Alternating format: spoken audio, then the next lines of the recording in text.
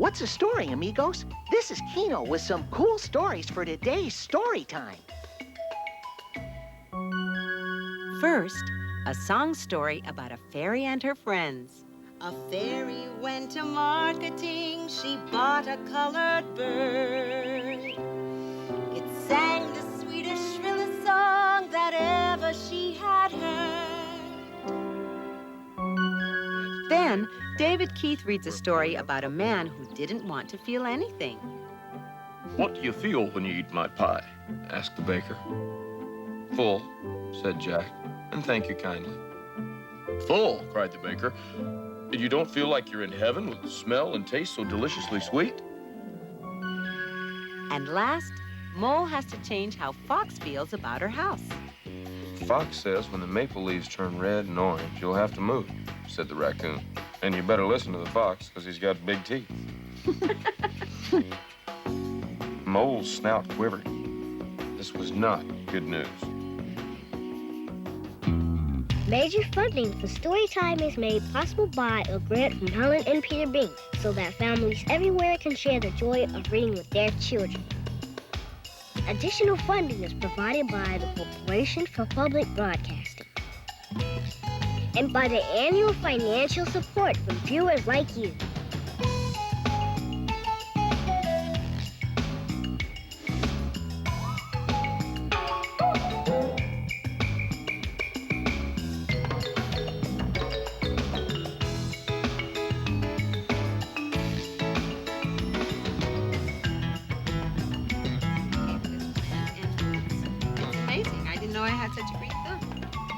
Well, how about this plant?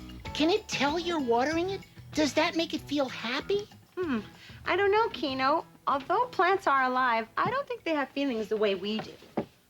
Well, do you think that it hurts a carrot when you chew it up? Is it saying ouch to itself? I don't think a carrot knows whether or not you're eating it. Well, okay. You're straightening up those books, right? Yeah. So, do you think they like being straightened up? Or do you think they'd rather just stay messy? I'm sure they can't tell whether or not they're neat or messy. Because books were never alive, right? Right.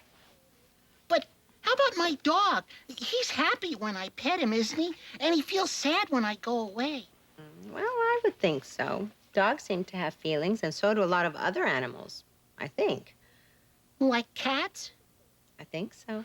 Or giraffes or walruses or ducks? Probably. Even grasshoppers and worms? Gee, I don't know about those. Those are harder to say. I can change the way my dog feels. I know he's happy when I play catch with him, but if I stop, he makes little sad sounds. You know, like... Then I feel sorry for him, so I play catch some more. Well, that's because you care about your dog. You care about how he feels. I know. I really do.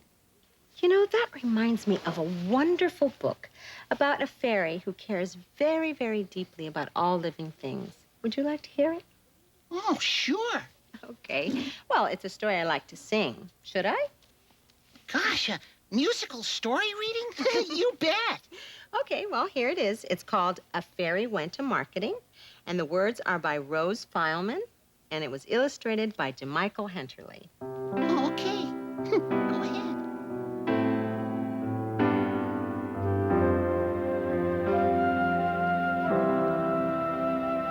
A fairy went to marketing. She bought a little fish. She put it in a crystal bowl upon a golden dish. An hour she sat in wonderment and watched its silver gleam. And then she gently took it up and slipped it in a stream. A fairy went to marketing. She bought a colored bird. It sang the sweetest, shrillest song that ever she had heard. She sat beside its painted cage and listened half the day. And then she opened wide the door and let it fly away.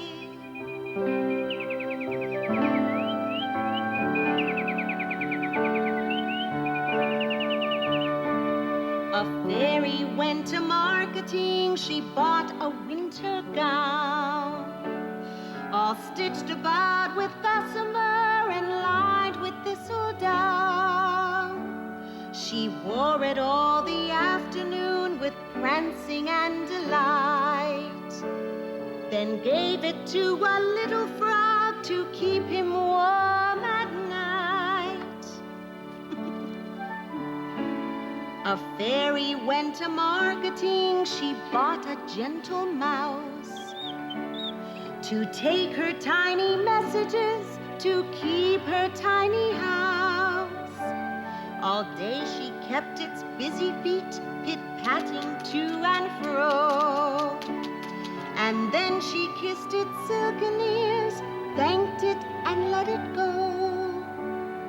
And then she kissed its silken ears, thanked it and let it go.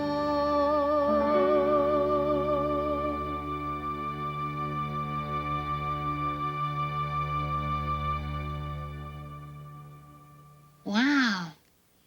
The fairy let everything go. That's right. Now, why do you think she did that?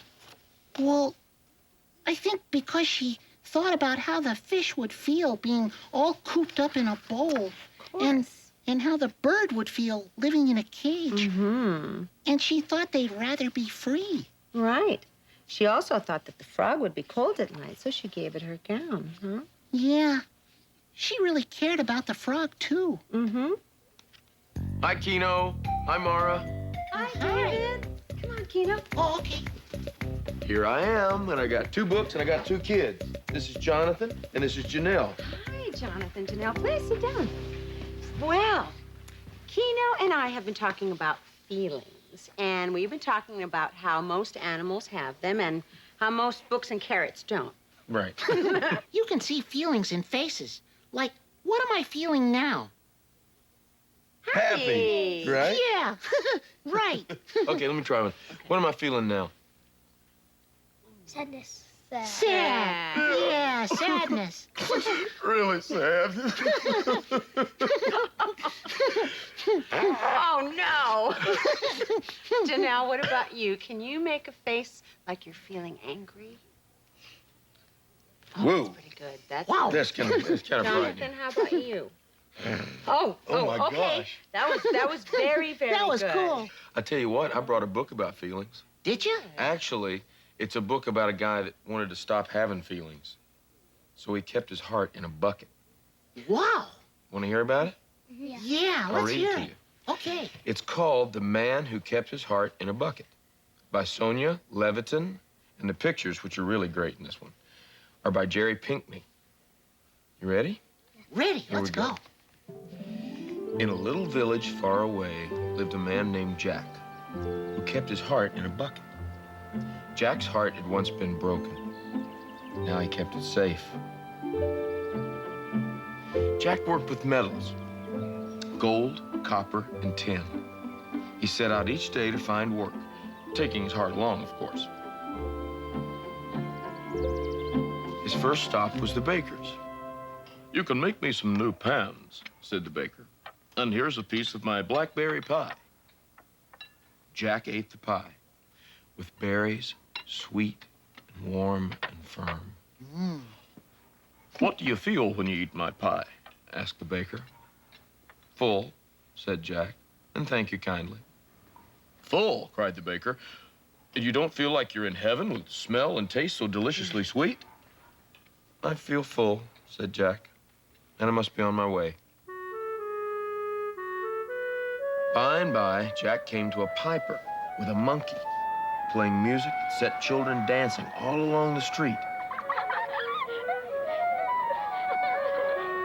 "You can make me a new tin cup for my monkey to carry," said the piper.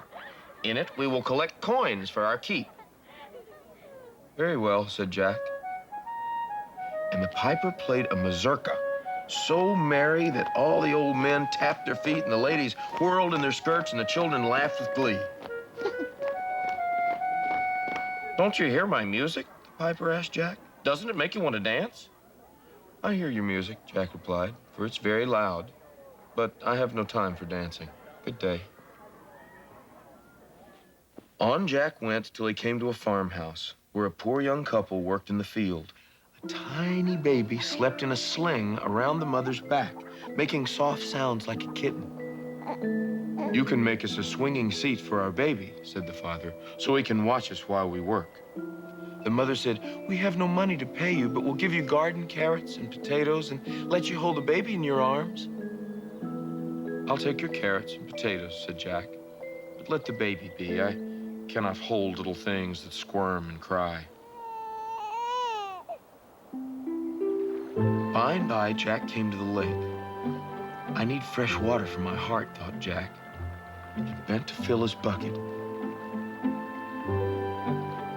Alas, as he dipped in the bucket, a large golden carp leapt out of the pool, its scales gleaming in the sun. "That fish wants my heart," Jack thought. Quickly, Jack reached in the bucket to save his heart, but in that moment, lo, the carp turned into a beautiful maiden.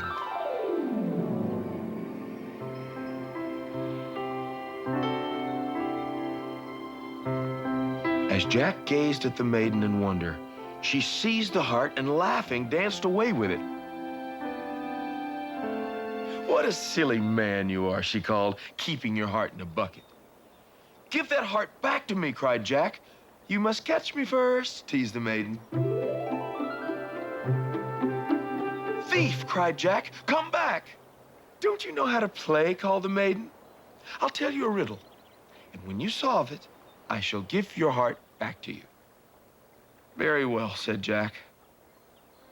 The maiden clambered up into a tree and told the riddle.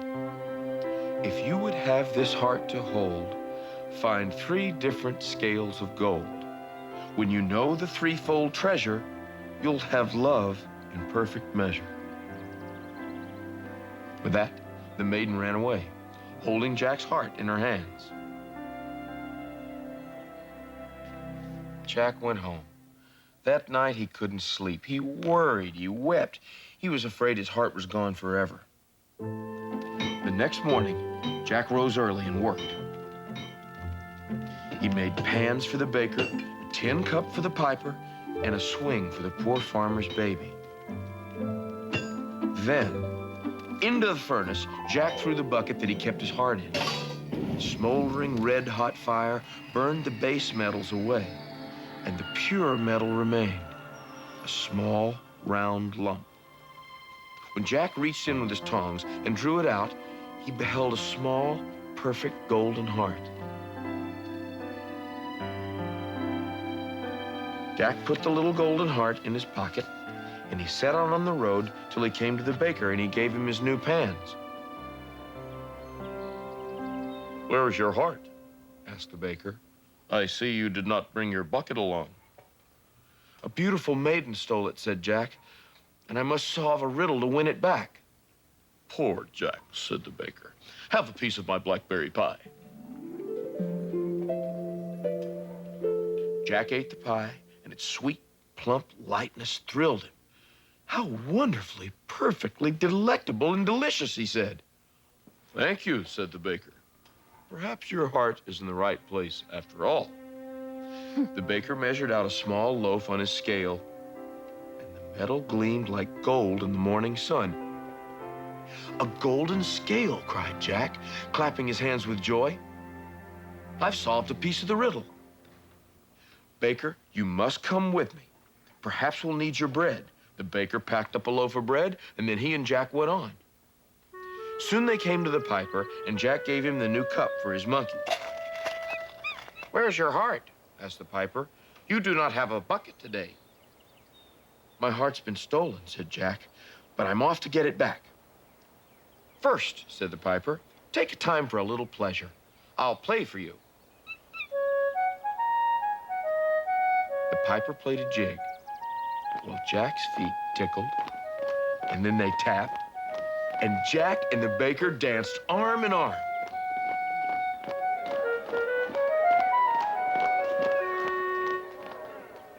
"What wonderful music," said Jack. "Thank you," said the piper. "Your heart is in the right place now." The piper played a set of jumping, running notes up and down the scale.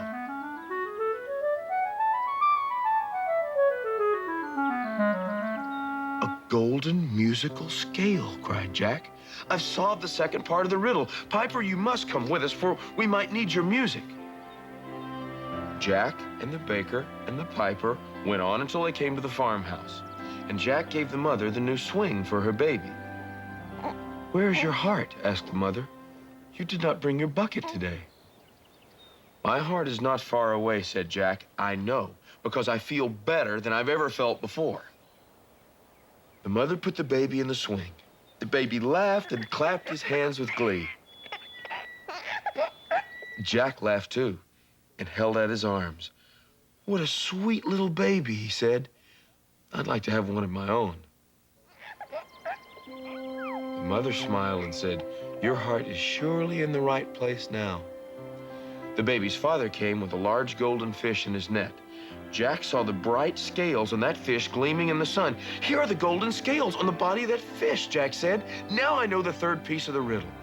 You must come with me, for I need you all, dear friends. The baker, the piper, the mother, the father, and the baby went with Jack to the lake. There, under an elm tree, stood the beautiful maiden waiting. Ah, there is the man with his heart in the bucket, teased the maiden. Not so, said Jack. My heart's in the right place now. He smiled at the maiden, and she blushed. But do you know the answer to my riddle? She asked. Have you found the 3 different scales of gold? I have, said Jack. Weight is measured on a scale. The notes of music make a scale. And a fish has scales upon his tail. Balance, music, and a fish. Now, lovely maiden, grant my wish. And what is your wish? Asked the maiden. To win your heart, said Jack. You've won my heart already, said the maiden. Jack took the small golden heart from his pocket, and he and the maiden exchanged hearts.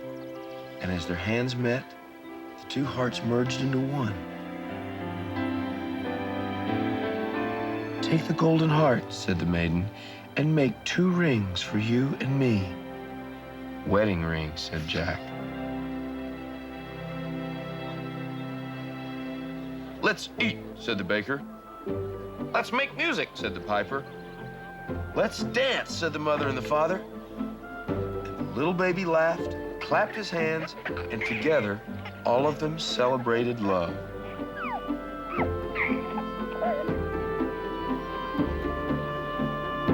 The end. Oh, whoa. That was a great story. Wasn't it? Yeah, it was. I think it's better to have a heart and to have feelings, isn't it? Yeah, it sure is. You know, something tells me Jack had his heart all along. And then he carried that bucket to protect himself, and then when the maiden took it away, then he could feel his heart again. And then he fell in love. Yeah, and that made him happy. Right. Yeah, boy. I think life would be awfully dull if we didn't have all these special feelings, especially happy feelings. Yeah. Yeah. Yeah, you know, feeling sad or scared, well, those feelings are important too. Well, they're all part of our lives, right? Yep. Yeah, Let me ask you a question. Janelle, can you name something that makes you feel happy? A party? A party. Yeah, that's a Yeah. good one. A sleepover party. Oh, A like, sleepover party. like your Yeah. birthday sleepover party? Hey, that's right. a good one. What makes you happy? The same thing when it's my birthday. Yeah. Oh, it's your birthday? Yeah, birthdays are fun. happy times, all right. How about something? I even still like him as many of them as I've had. How about something that makes you feel frightened? If, like, a hamster gets loose in the house. A hamster gets loose in the house? Or under the couch. Yes. Yeah. You get Yeah. scared of the hamster? They won't really hurt you, but... Scared you won't you're find afraid him. you won't find him? Oh, right. Yeah. Oh, you know what? I know something that can be happy, sad, and scary all at once. A roller coaster ride. Right? That's right. Yeah, I guess that's right. That makes you Yeah. feel, especially that moment when your stomach feels like it's Oh, I in love the that air. feeling. Isn't that great? Yeah. That's happy scary. That's happy scary. Can you think, is there anything that you can think of that's scary, Jonathan? When my brother surprised me when he goes on my back. When your brother surprises you by going on your back? Yeah, like How does he when do that? jumps on you? Like when I'm walking, like down the hall in my house, Yeah. he jumps on my back. Oh, He it jumps on your scares you. back, he goes, Jumps out and "Whoop," scares like you. that? How old's your brother? 10. 10. Oh, Yeah. he's a big guy. What did you guys think about the story? Did you like it? Yeah. What was your favorite part? When the man ate the blueberry pie and realized that he liked it a lot. Yeah. Yeah, that it was really delicious. You know what? Blackberry pie, as soon as I was old enough to talk, I asked for a blackberry pie instead of a cake on my birthday. Did I you? still have it every birthday. I have blackberry pie. What was your favorite part of the story? When he got his heart back, when he knew he really had it in the right place. Yeah. Yeah, and he got his feelings back. Well, I know how I feel right now. I feel like another story, David. Well, all right, Kino. I just happen to have one right here. Oh, all right. It's about a mole who felt unhappy because all her little forest friends wanted her to move her house and she didn't want to. Want to hear it? Yeah, It's let's hear called it. Mole's Hill by Lois Ehlert. It was dark in the woods, but not everyone was sleeping. The stars were out. So was the fox. Scratch, scratch, scratch. Fox knew that sound. It was Mole digging a tunnel. Another hump of dirt, snarled the fox. Where there's a mole, there's a mess. Digging tunnels was what the mole did best. Always on the lookout for a juicy worm for breakfast. Sound good?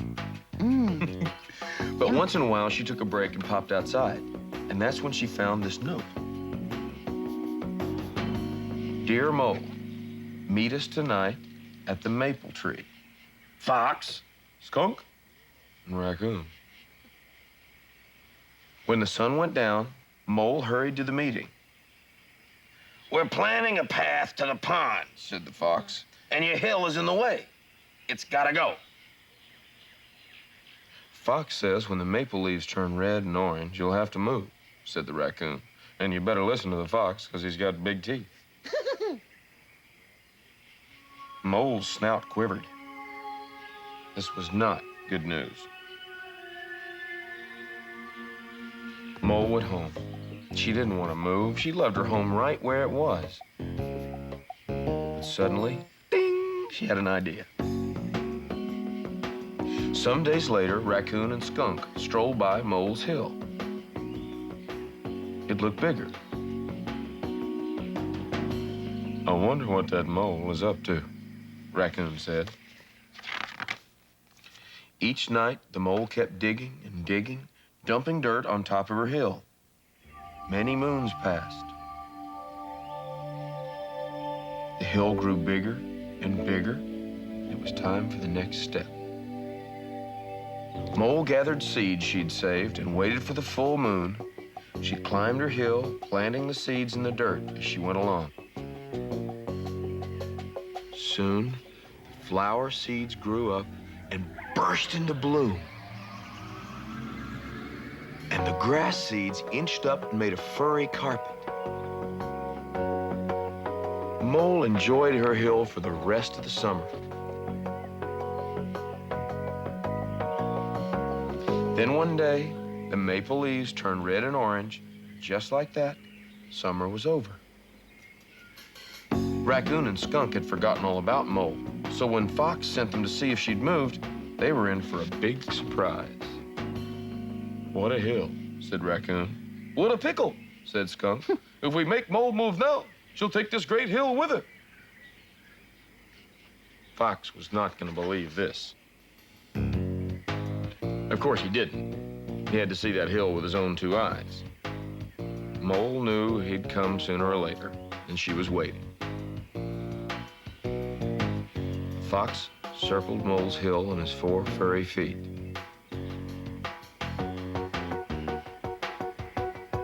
I've been thinking, he said. What we need is a tunnel. Then our path could go through your hill. Can you dig it, Mole? I can, said Mole. And she did.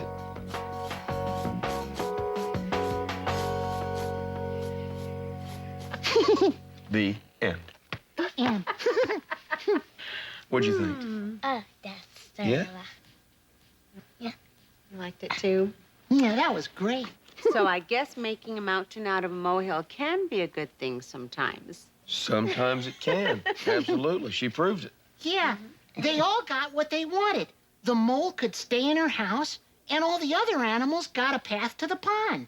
Yep. That's how you end up getting along with people, is figuring out a way so everybody ends up happy. That's right. Yeah. Speaking of happy, can you all show me what the mole, the fox, the skunk, and the raccoon felt at the end of that story? Can you show me with your faces? Yeah, sure. That's right. They all felt happy. They Yeah. sure did. Oh, hey, Mara, how about our story picks? Ooh, thanks for reminding me, Kino. Well, our first story pick is Kind of Blue. This is the story of a little girl who feels kind of blue until her Uncle Dan comes to visit. And my pick is Rabbit's Good News. It's about a rabbit who tells her family how she feels about the world outside her burrow. Well, that's our story time for today. Yeah. Thank you, Janelle and David and Jonathan, for coming to visit. Can you all tell me how you feel now that story time's over?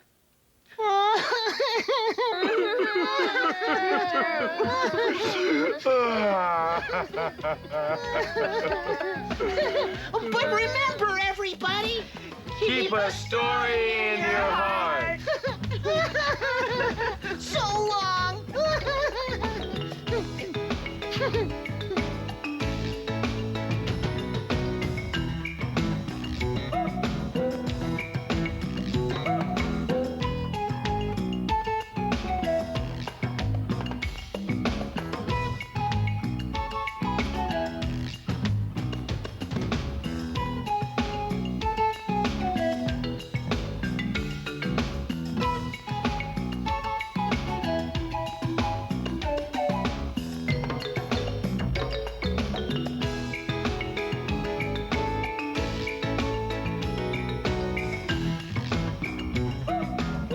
Today's Storytime books are Fairy Went to Marketing by Rose Fileman, illustrated by Jamichael Henterly. The Man Who Kept His Heart in a Bucket by Sonia Levitin, illustrated by Jerry Pinkney. Mole's Hill by Lois Ellert. Kind of Blue by Anne Griffo-Coney. And Rabbit's Good News by Ruth Lurcher Bornstein. You can find these and other books at your local library. Major funding for Storytime is made possible by a grant from Helen and Peter Bain, so that families everywhere can share the joy of reading with their children. Additional funding is provided by the Corporation for Public Broadcasting and by the annual financial support from viewers like you. Storytime is a production of KCET Los Angeles.